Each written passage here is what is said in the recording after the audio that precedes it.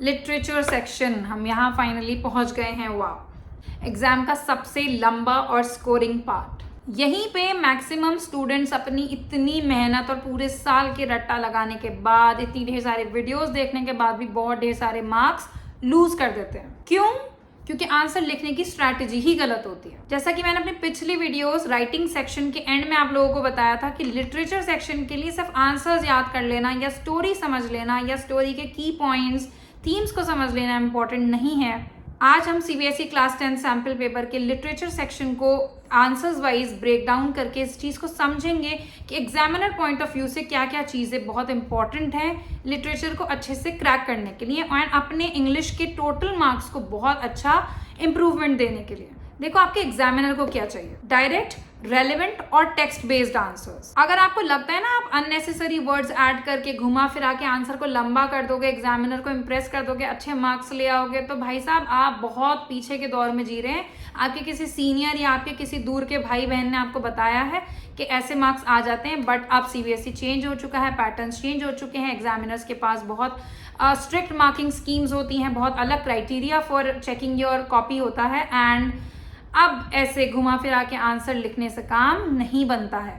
तो अगर आपने लिटरेचर के आंसर्स लिखने का पैटर्न समझ लिया ना, तो लिटरेचर आपका बन जाएगा पूरे एग्जाम का सबसे बड़ा स्ट्रेंथ एंड ऑब्वियसली आपके मार्क्स तो इंक्रीज हो ही जाएंगे। So welcome to the fourth and the final part of our CBSE class 10 sample paper 2025-26।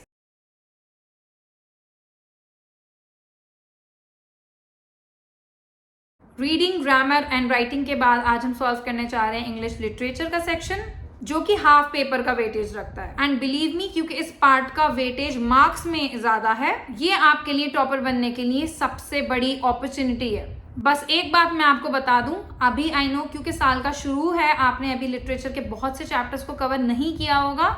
Don't worry, अभी सिर्फ आंसर की स्ट्रैटेजीज देखें। इवन अगर आपको स्टोरीज नहीं पता है, ये वीडियो आप लौट के फिर अपने एग्जाम टाइम से पहले आकर देखिएगा, लेकिन स्ट्रैटेजीज को समझिए एंड स्ट्रैटेजीज को समझ के क्वेश्चन को देखिए, क्वेश्चन में पूछा क्या जा रहा है एंड जो पूछा जा रहा है उसका आंसर फ्रेम कैसे किया जा रहा है। आपको ये नहीं देखना है कि आंसर है क्या, वो तो आप स्टोरी समझ के ठीक है, लेकिन उस स्टोरी को समझ के उस आंसर को फ्रेम कैसे करना है वो इस वीडियो में आपके लिए समझना ज्यादा जरूरी है।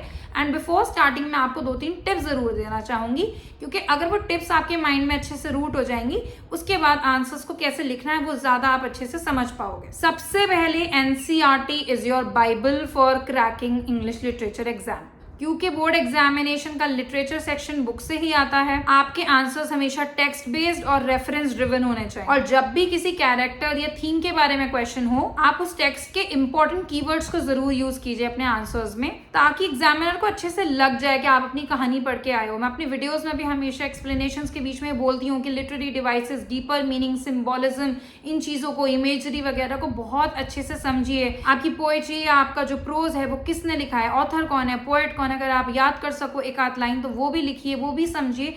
इससे आपका एग्जामिनर बहुत इंप्रेस होता है कि आप पूरी तैयारी, पूरे गेम प्लान के साथ मैदान में उतरे हैं। And lastly, use the PEEL strategy. P मतलब पॉइंट, मतलब अपना मेन आइडिया लिखो। ई मतलब एग्जाम्पल, टेक्स्ट से सपोर्ट दो। सेकेंड ई का मतलब है एक्सप्लेनेशन, उस एग्जाम्पल का मीनिंग बताओ। And then L, L stands for link, अपने पॉइंट को कंक्लूजन से कनेक्ट करो, लिंक करो। ये 4 स्टेप फॉर्मूला आपके आंसर्स को क्रिस्प और एग्जामिनर फ्रेंडली बना देगा। तो चलो बस, अब मैं आपको और टाइम वेस्ट नहीं करी, let's quickly dive into the question answers of your literature section. हाँ जी, तो हमारा section D literature text book start होता है एंड ये सेक्शन 40 मार्क्स का है। वैसे सेक्शन डी नहीं है, सेक्शन सी होना चाहिए, क्योंकि सेक्शन बी जो है ना वो grammar and writing skills both है। ठीक है, खैर anyways, section C literature text book 40 marks का, यानी सबसे लेंदी सेक्शन है इस पेपर का। And before I start with the question, मैं आपको थोड़ी सी बात करना चाहूँगी अबाउट द टाइम अलॉटमेंट। जैसा कि मैंने अपनी पिछली वीडियोस में बताया है कि सेक्शन ए रीडिंग को आपको 40 मिनट्स देने हैं, सेक्शन बी ग्रामर को मैक्सिमम 15 to 20 मिनट्स देने हैं, बट अगर आपकी ग्रामर स्ट्रॉन्ग है तो आप 10 to 12 मिनट्स में भी उसे कंप्लीट कर सकते हो। फिर मैंने आपको बताया था कि सेक्शन सी को 40 to 45 मिनट्स आपको देने ही देने हैं। एंड वो क्यों देने हैं? ताकि आप अपने थॉट्स को ऑर्गेनाइज कर सको, अच्छे से ड्राफ्ट कर सको आंसर्स को, एंड एक बारी फॉर्मेट्स को दोबारा चेक कर सको। तो अगर आपने मेरी पिछली वीडियोस नहीं देखी हैं तो उन वीडियोस को ज़रूर देखें जिनमें मैंने ये तीनों सेक्शंस कवर किए हैं। ये सेक्शन बी का पार्ट ए, पार्ट बी बोल लो या बी और सी बोल लो, ये तो खैर कोई इतनी बड़ी बात नहीं, बट मैंने 3 वीडियोस आप लोगों के लिए ऑलरेडी बना रखी हैं। अब क्योंकि बात आती है सेक्शन डी लिटरेचर की, एंड क्योंकि ये 40 मार्क्स का सेक्शन है, आपको इसे 70 to 75 मिनट्स अलॉट करने हैं। क्यों? क्योंकि ये लार्जेस्ट सेक्शन है एंड हाईएस्ट मार्क्स का वेटेज है इस सेक्शन के पास। सेकेंडली, आपको बैलेंस टाइम देना होगा इस सेक्शन को, क्योंकि इसमें एक्सट्रैक्ट बेस्ड क्वेश्चंस भी हैं, शॉर्ट भी हैं एंड लॉन्ग भी हैं। This is literally the deciding section between a 70 marks scorer and a 90 marks scorer. So if you're rushing through it, अगर आप इस सेक्शन को प्रॉपर टाइम नहीं दे रहे हो, you are risking half your paper, because आपका टोटल पेपर जो है वो 80 मार्क्स का है। एंड सेकेंडली, जैसा कि मैंने बोला, इट नीड्स बैलेंस टाइम, क्योंकि variety of questions is a lot more in this section. Extract based questions में आप लोगों को टेक्स्ट फैमिलियरिटी चाहिए होगी, इंटरप्रिटेशन चाहिए होगा। शॉर्ट आंसर क्वेश्चंस में आपको क्रिस्प और कीवर्ड रिच रिस्पॉन्सेज देने होंगे, एंड लॉन्ग आंसर्स में आपको काफ़ी स्ट्रक्चर्ड एंड एनालिटिकल रिस्पॉन्सेज देने होंगे विद एग्जाम्पल्स। सो क्योंकि हर क्वेश्चन और हर आंसर की एक अलग डिफरेंट मतलब अप्रोच है, राइटिंग स्टाइल है, so you can't speed through them like grammar और रीडिंग सेक्शन। ओके, अच्छा, इन 70 to 75 मिनट्स के टाइम अलॉटमेंट के लिए एक चीज़ और आपके लिए जानना इंपॉर्टेंट है कि ग्रामर की तरह ये सेक्शन नहीं है जहां आप गेस कर सकते हो। यहाँ पे एग्जामिनर एक्सपेक्ट करता है कि आप proper keywords, references and context की बात करो एनसीईआरटी के टेक्स्ट में से। फॉर एग्जाम्पल, अगर आपका टेक्स्ट डस्ट ऑफ स्नो है, सो आपको वही वर्ड्स का यूज़ करना होगा जो कि चैप्टर से रिलेटेड है, राइट? सो विदाउट एक्यूरेसी आपके मार्क्स डेफिनेटली जाएंगे, इवन आपका अगर आंसर लॉन्ग हो तो। सो ये प्रिसीजन के लिए आपको हर क्वेश्चन को ज़्यादा टाइम देना पड़ेगा। And one last thing that I'd like to discuss with you is students often overwrite in literature and they end up wasting time. उनको लगता है कि बड़े बड़े आंसर्स लिखने से कुछ होगा। Allowing 70 to 75 minutes ensures that you can plan and stick to relevant, concise answers rather than panicking and scribbling. Okay, you don't have to write too much. You just have to write what is required. तो ठीक है, अब हम literature section का पहला question read करना start करते हैं, और ये बोलता है read the given extracts A and B and answer any one of the two. कि आप ए और बी यानी ये वाला, इन दोनों में से कोई एक एक्सट्रैक्ट पढ़ के आंसर दीजिए। बी वाला एक्सट्रैक्ट है वो है the book that saved the earth से, और जो ए वाला एक्सट्रैक्ट है वो 2 स्टोरीज अबाउट फ्लाइंग से है। तो आपका जिस चैप्टर में कमांड ज़्यादा हो, आप उस चैप्टर के एक्सेप्ट को उठाइए, उस एक्सट्रैक्ट को उठाइए और उसके क्वेश्चन आंसर्स करिए। सो आपको करना जो है दोनों में से एक है, लेकिन अगर आप ए सिलेक्ट करते हैं तो फिर ए के अंदर के जितने भी क्वेश्चन हैं, जैसे कि इस वाले एक्सट्रैक्ट 1 में, एक्सट्रैक्ट ए में 4 क्वेश्चन हैं, तो आपको चारों के चारों करने हैं, ठीक है ना? ठीक है, so let's start reading. He just felt a bit dizzy, then he flapped his wings once and he soared upwards.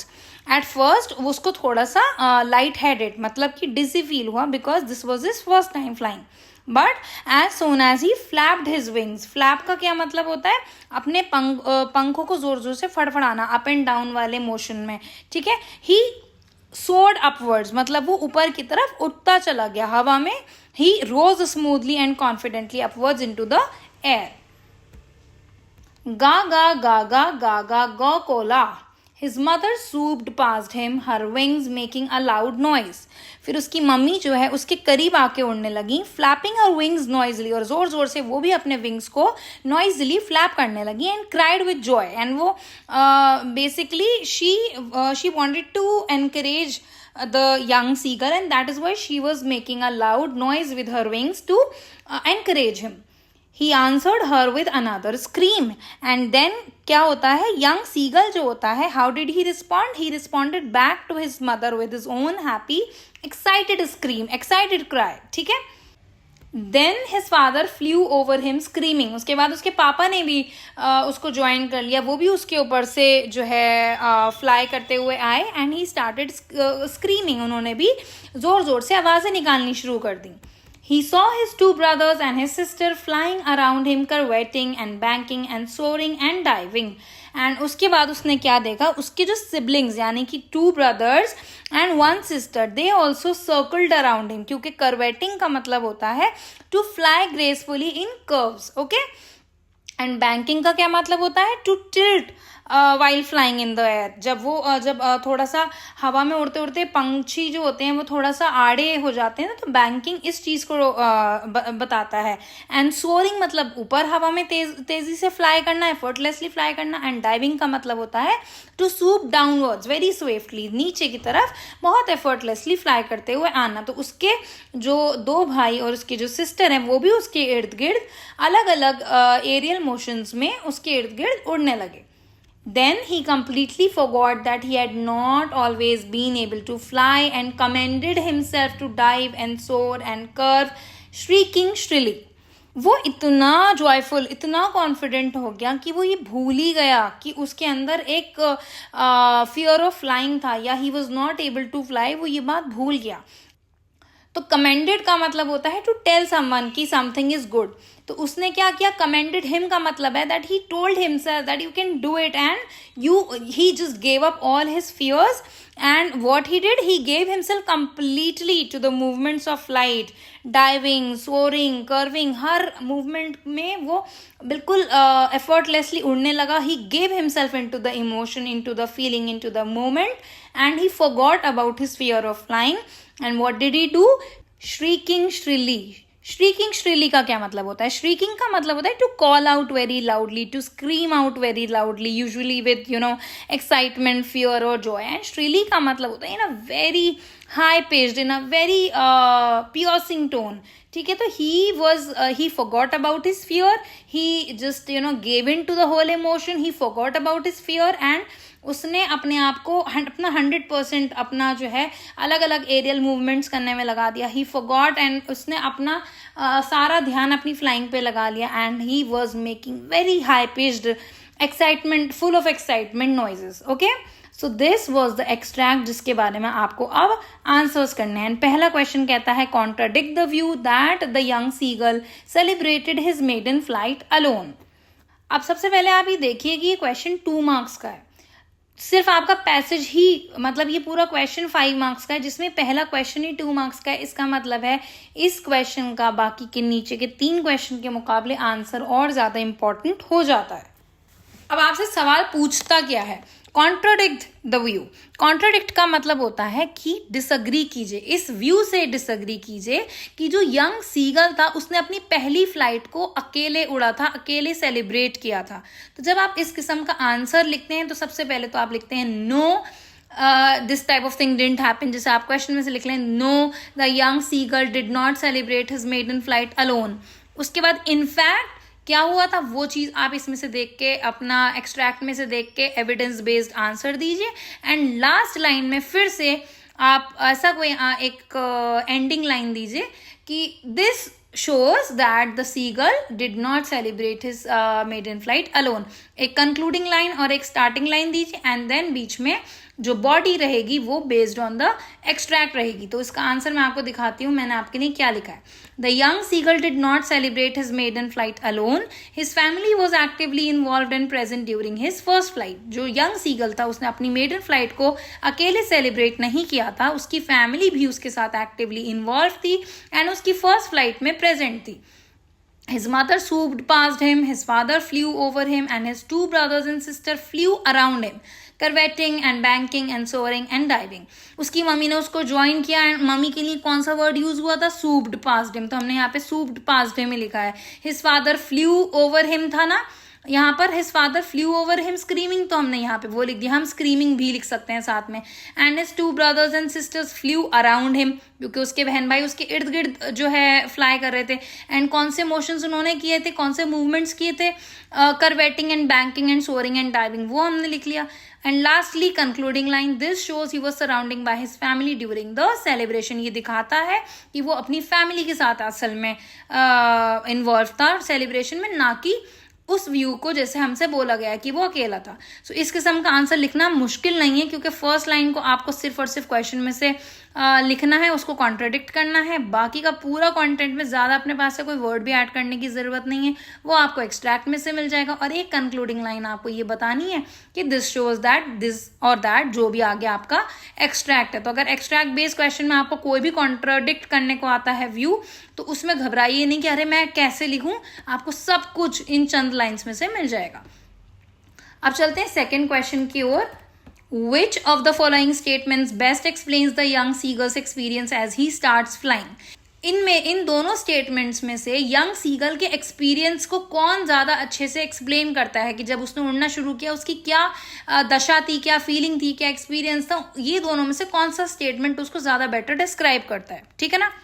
तो पहला स्टेटमेंट कहता है the young seagull immediately mastered flying and was no longer afraid, कि young seagull ने immediately flying की art को master कर लिया था और वो उसके बाद डरा नहीं था। या फिर दूसरा स्टेटमेंट कहता है कि द यंग सीगल ग्रेजुअली, धीरे धीरे, gained confidence and joined his family in the air. तो क्या आएगा, सेकेंड का क्या आएगा, B, the young seagull gradually gained confidence and joined his family in the air. And इसका रीजन क्या है कि at first he felt a bit dizzy. हमें बताया गया है कि शुरू में उसको डिजी सा फील हुआ, काफी भारी उसका दिमाग हुआ, वो चकरा सा गया। But after flapping his wings he slowly sword upward, लेकिन अपने विंग्स को फ्लैप करने के बाद वो स्लोली ऊपर की तरफ जाने लगा and eventually joined his parents and siblings in flying, ठीक है। अब थर्ड क्वेश्चन कहता है what can be inferred about the young seagulls emotional state after flying with his family, कि यंग सीगल की इमोशनल स्टेट के बारे में क्या हम बात कर सकते हैं कि जब वो अपनी फैमिली के साथ उड़ा तो उसकी इमोशनल स्टेट कैसी थी। And now let us have a look at the answer that I have written for you. The young seagull felt thrilled and accomplished after flying with his family. जो young seagull था उसको बहुत thrilled, बहुत ही accomplished feel हुआ अपनी family के साथ उड़ने के बाद। He forgot his earlier fear and enjoyed the excitement of soaring, diving and curving in the air. और फिर वो अपना earlier fear भूल के वो soaring, diving and curving जैसे emotions और उन movements को excitedly enjoy करने लगा। Now comes the fourth question, जो कि easy तो बहुत है बट इसमें गलती होने के chances बहुत हैं क्योंकि थोड़ा सा confusing sound कर सकता है। Question कहता है read the following sound and movement words, कि इन following words को read करिए एंड इनमें से कुछ वर्ड्स मतलब कि साउंड वर्ड्स हैं, कुछ मूवमेंट वर्ड्स हैं। तो सबसे पहले है फ्लैप्ड। फ्लैप का क्या मतलब होता है, फ्लैप का मतलब होता है अपने विंग्स को अप एंड डाउन या बैक एंड फोर्थ ऐसे क्विकली मूव करना कि एक फड़फड़ाने, मतलब फड़फड़ाने को बोलते हैं फ्लैप्ड। श्रीकिंग हमने अभी ऊपर पढ़ा था, श्रीकिंग, श्रीली एक हाई पिच साउंड बनाना। सूप्ड एक मोशन था जिस मोशन में उसकी मम्मी ने उसको ज्वाइन किया था। सूप्ड कौन सा मोशन होता है, to suddenly move downwards through the air. जैसे कि एक ईगल अपनी प्रे को, या ईगल को आप कोई खाना डालोगे तो ईगल जो ऊपर से बहुत तेजी से नीचे आके अपना शिकार करके लेके जाती है, उस मोशन को सूप्ड कहते हैं। सोर्ड मतलब बहुत तेजी से ऊपर जाना, फाइन। तो फ्लैप क्योंकि एक मूवमेंट वाला वर्ड है, फ्लैप अपने पंखों को फड़फड़ाना। श्रीकिंग लेकिन जोर से चीख के आवाज निकालने को कहते हैं, तो ये एक साउंड वर्ड है। ऊपर वाला फर्स्ट वाला मूवमेंट वर्ड है, सेकंड वाला साउंड वर्ड है, थर्ड वाला फिर से मूवमेंट वर्ड है, फोर्थ वाला भी मूवमेंट वर्ड है क्योंकि सोर्ड मतलब ऊपर को, ऊपर की तरफ, टू फ्लाई और to rise high in the sky smoothly and steadily, right. And क्योंकि ये भी सोर्ड भी क्या हो गया, मूवमेंट वर्ड हो गया। एंड फिफ्थ वर्ड कौन सा है, स्क्रीमिंग। और स्क्रीमिंग क्या है, स्क्रीमिंग एक साउंड वर्ड है क्योंकि स्क्रीमिंग मतलब टू शाउट और cry very loudly, often in fear, pain और एक्साइटमेंट, ठीक है।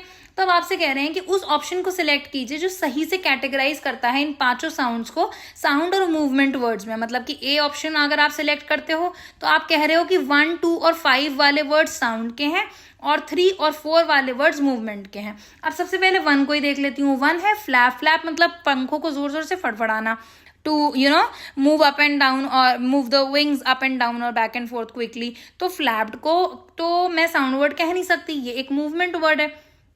तो इसका मतलब है फर्स्ट वाला ऑप्शन मेरे इधर साइड आना चाहिए। तो इसमें तो फर्स्ट नहीं है लेकिन इन तीनों में फर्स्ट है, तो मतलब ए तो मेरा ऑप्शन बिल्कुल भी नहीं हो सकता। आई एम सॉरी अगर आपको बैकग्राउंड से नॉइजेज आती हैं। I am a new creator, I don't have high end equipment for now. अभी मेरे पास कोई नॉइज कैंसलेशन माइक नहीं है and these noises are not avoidable at the moment for me, so that's why you will have to bear with the noise a bit, but I will try. अगर ज़्यादा शोर हो तो मैं रुक जाऊँ। अब हमने देख लिया कि फर्स्ट वाला फ्लैप जो है क्योंकि एक मूवमेंट वर्ड है वो इसमें तो आ ही नहीं रहा है। तो ए तो ऑप्शन नहीं हो सकता है। अब हम देखते हैं बी, श्रीकिंग। श्रीकिंग मतलब जोर से आवाज निकालना, तो वो एक साउंड वर्ड है, ठीक है। तो सेकंड वाला मतलब श्रीकिंग किधर ऑप्शन है, या तो ए में है या फिर सी में है। तो अब ए तो हो नहीं सकता, और बी में और डी में हमारा सेकंड ऑप्शन है नहीं, तो इसका मतलब है सी ही हमारा सही आंसर होगा। बट अब हम सारे वर्ड्स को एक बार चेक कर लेते हैं कि सी में आ भी रहे हैं या नहीं। अब थर्ड वर्ड है सूप्ड। सूप्ड का मतलब मैंने आपको बताया था कि to move suddenly downwards through the air like an eagle, तो वो एक मूवमेंट वर्ड है। तो देखो थर्ड वाला भी यहाँ पे मूवमेंट में शामिल है। फोर्थ वाला है सोर्ड। सोर्ड का मतलब होता है टू फ्लाई और rise high in the sky smoothly and steadily, तो सोर्ड भी एक मूवमेंट वर्ड है, वो भी इन्होंने यहाँ दे रखा है। एंड फिफ्थ वर्ड है स्क्रीमिंग, जोर से शोर मचाना, जो कि एक साउंड वर्ड है, वो यहाँ दे रखा है। इसका मतलब इसका आंसर क्या है, सी। तो देखो इसका आंसर हम यहाँ लिख के आएंगे सी। सेकेंड और फिफ्थ है sound, and first, second and third है मूवमेंट। बट अगर आप सेफ चॉइस एग्जाम में चलना चाहते हो तो साउंड वर्ड्स को अलग से लिख दो एंड मूवमेंट वर्ड्स को अलग से लिख दो। आपको एक्सप्लेनेशन लिखने की या मीनिंग लिखने की कोई ज़रूरत नहीं है, बट अगर आप चाहो कि आपको अभी मीनिंग्स याद नहीं है तो मैंने आपके लिए यहाँ लिख दिए हैं just in case you are interested. तो ये पाँचों के पाँचों एक नज़र भर के आप यहाँ से देख सकते हैं वीडियो को पॉज करके। तो इसी के साथ हमारा एक्सट्रैक्ट ए तो हो गया कंप्लीट। अब हम पढ़ते हैं एक्सट्रैक्ट बी, जो कि है the book that saved the earth से। Historian, you haven't heard about the Martian invasion of 2040। What do they teach children nowadays. Historian कहता है कि तुमने 2040 के मार्शियन इन्वेजन के बारे में नहीं सुना। What do they teach children nowadays, तुमने ये भी नहीं सुना था आजकल बच्चों को पढ़ाते क्या है। Well, you know the invasion never really happened because a single book stopped it. Well, क्या तुम्हें पता है ये इन्वेजन असल में कभी हुआ ही नहीं। क्यों? क्योंकि एक सिंगल बुक ने इसको रोक दिया था। What was the book? You ask. अब तुम पूछोगे कौन सी बुक थी ऐसी। A noble encyclopedia, क्या एक बहुत महान encyclopedia थी। A tome about rockets and missiles. अब टोम किसको बोलते हैं, a book that is specially a large heavy serious और अ स्कॉलरली बुक। सो ये कह रहे हैं क्या एक बहुत ही बड़ी सी, एक हैवी, एक स्कॉलरली, बहुत ही काबिल कोई किताब थी क्या रॉकेट्स एंड मिसाइल्स के बारे में जिसने रोक दिया। A secret file from outer space, क्या आउटर स्पेस से कोई सीक्रेट फाइल आई थी जिसने इस इन्वेजन को रोक दिया। मतलब मे बी क्या कोई मिस्टीरियस सीक्रेट डॉक्यूमेंट हो एलियंस की तरफ से। No, it was none of those. Now she rejects all those guesses, building suspense. Okay, she's trying to build suspense here कि नहीं इसमें से तो कुछ नहीं था। It was, but here let me turn on the historioscope and show you what happened many centuries ago in 2040. And now what happens? It was कह के वो बताने वाली है कि क्या चीज़ थी। And now ये कहकर वो रुक जाती है। Instead of revealing the book's name, she says that she will demonstrate it through the historioscope. Historioscope क्या है? It's a fictional device like a projector that shows history. So she prepares to show the events of 2040 to the audience. She turns on projector and points it left. Spotlight on historian goes out.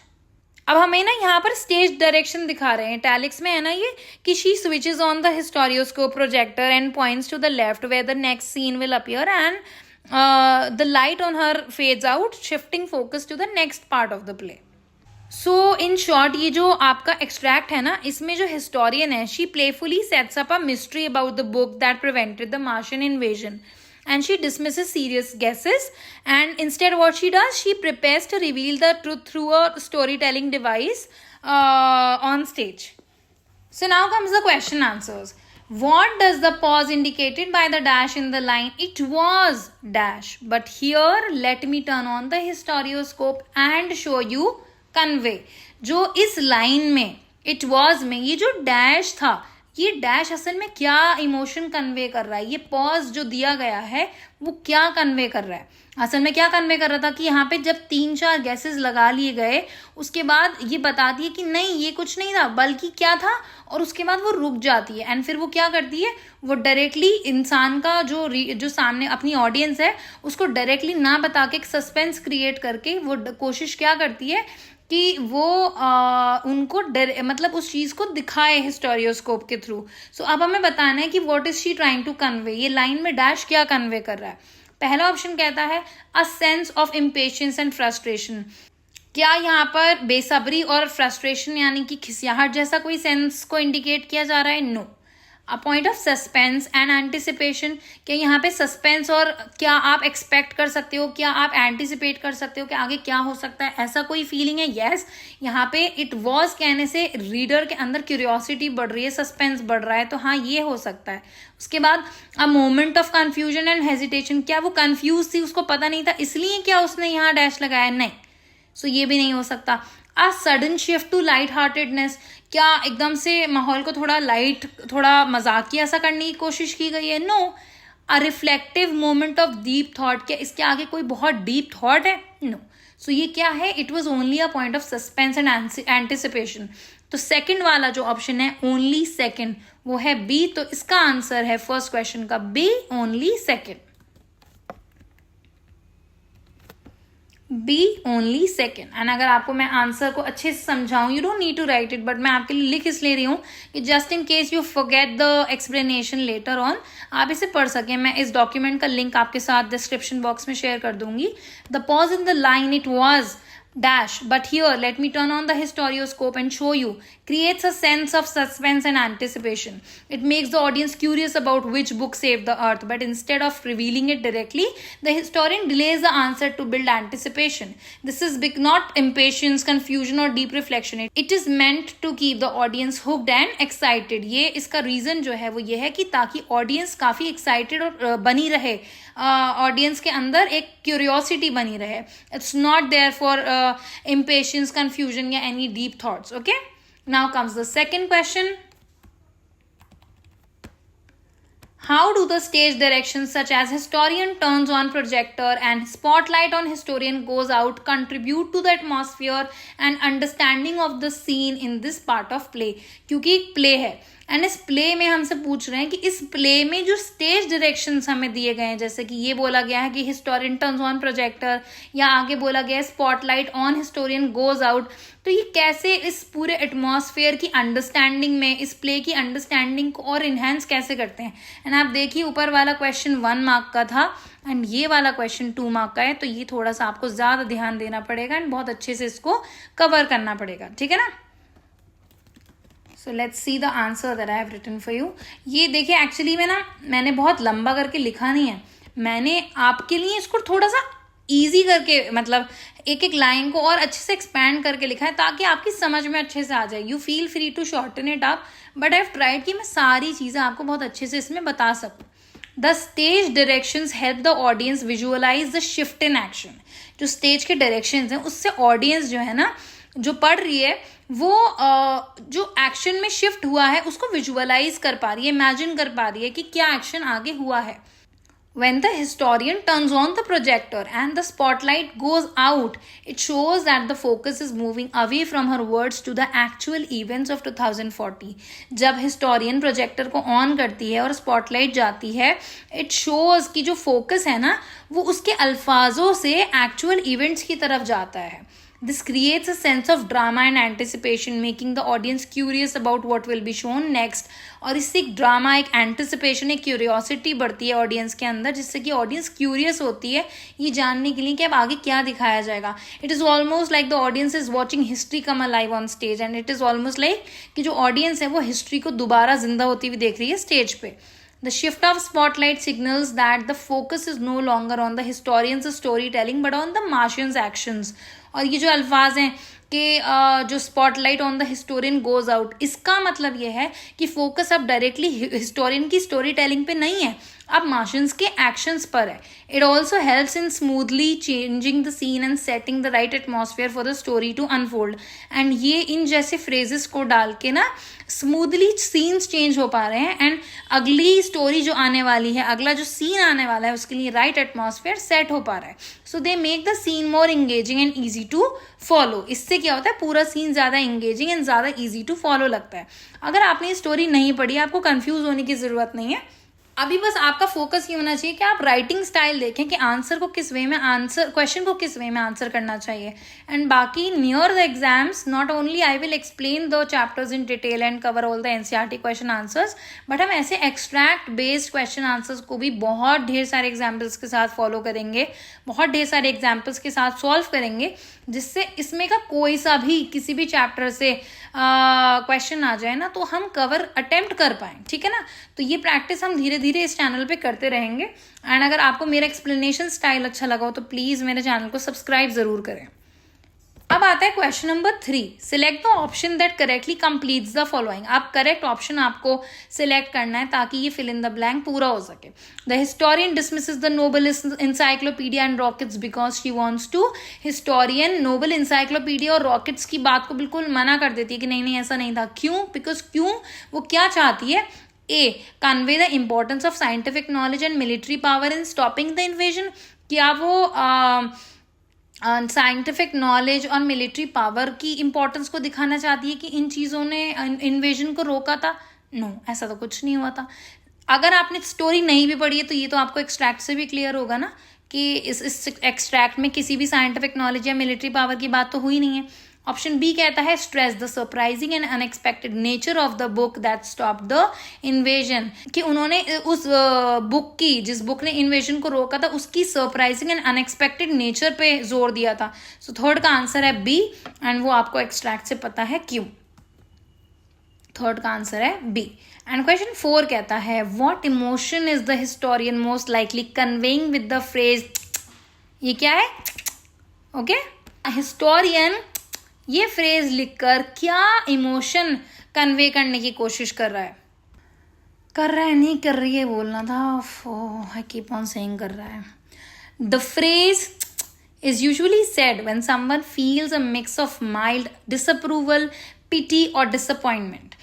ये phrase जब हम बोलते हैं ना तो usually तभी बोलते हैं जब हमारे अंदर एक किसी भी बात को लेके कोई डिसअप्रूवल होती है, पिटी होती है, दया होती है, या फिर हमारे अंदर डिसअपॉइंटमेंट होती है. तो यहाँ पर जो हिस्टोरियन ने ये फ्रेज यूज़ किया, she is most likely conveying disapproval mixed with mild annoyance at the children's ignorance. So यहाँ पर जो हिस्टोरियन है वो मोस्ट लाइकली अपना डिसअप्रूवल शो करने की कोशिश कर रही है and along with she is mildly annoyance at the children's ignorance. की बच्चों को पता ही नहीं है, आजकल बच्चों को सिखाते क्या है. She is feeling mildly disappointed and annoyed at the fact कि बच्चों को पता ही नहीं है. ठीक है ना. तो इसी के साथ क्वेश्चन नंबर 6 के दोनों एक्सट्रैक्ट्स को सारे क्वेश्चंस के साथ हमने कवर कर लिया है. अब फिर से क्वेश्चन 7 भी एक एक्सट्रैक्ट है एंड इसमें भी आपके पास दोनों ही ऑप्शन है. लेकिन जो पहला क्वेश्चन 6 में दोनों एक्सट्रैक्ट थे वो प्रोज बेस्ड थे एंड अब पोइट्री से आपको एक एक्सट्रैक्ट, दोनों में से एक एक्सट्रैक्ट चुनना है एंड उसके आंसर्स देने हैं.